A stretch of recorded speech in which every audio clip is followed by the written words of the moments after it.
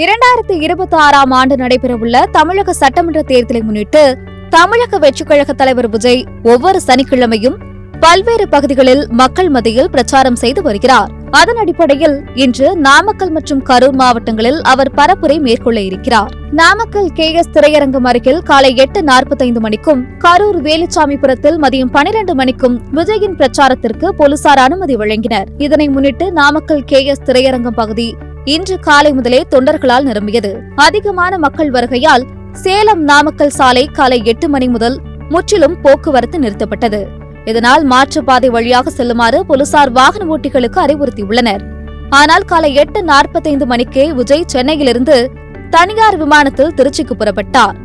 அங்கிருந்து சாலை வழியாக நாமக்கல் செல்ல அவருக்கு 2 மணி நேரம் ஆகும் நிலையில் நண்பகல் 12 மணிக்கு தான் அவர் பிரச்சாரத்தில் பங்கேற்க முடியும் என தாவேக நிர்வாகிகள் தெரிவித்தனர்.